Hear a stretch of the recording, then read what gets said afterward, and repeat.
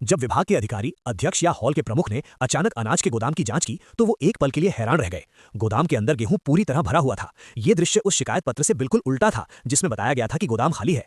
लेकिन अधिकारी को यकीन था कि शिकायत झूठी नहीं हो सकती, इसलिए उन्होंने एक लंबी छड़ी उठाई और उसे गेहूं के ढेर के अंदर गहराई तक घुसाकर जांच करने लगे।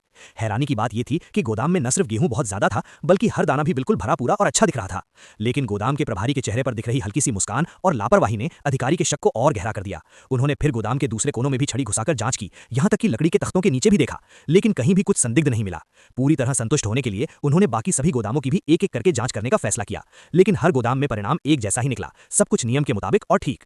ये देखकर आसपास खड़े लोग भी उलझन में पड़ गए। लेकिन अधिकारी को शिकायत पत्र की वो बात याद थी जिसमें गोदाम के प्रभारी द्वारा चोरी करने का पूरा तरीका विस्तार से लिखा गया था। उन्हें यकीन था कि यह सब यूं ही नहीं लिखा गया होगा।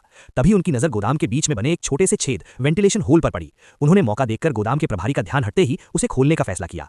जैसे ही उन्होंने उसे खोलने की कोशिश की, प्रभारी का चेहरा अचानक सफेद पड़ गया। वो तुरंत तेजी से आगे आया और अधिकारी को रोकने की कोशिश करने लगा। उसने कहा कि अगर ये ढक्कन खोल दिया गया तो अंदर भरा हुआ सारा गेहूं बाहर गिर जाएगा और उसकी जिम्मेदारी कोई नहीं ले पाएगा। उसकी बातों में साफ साफ धमकी भी छिपी हुई थी कि अधिकारी यहीं जांच बंद कर दें। लेकिन गोदाम प्रभारी की इतनी घबराहट देखकर अधिकारी का शक अब यकीन में बदल गया। उन्होंने बिना कुछ सोचे तुरंत ढक्कन खोल दिया और जो दृश्य सामने आया वो देखकर सबके होश उड़ गए।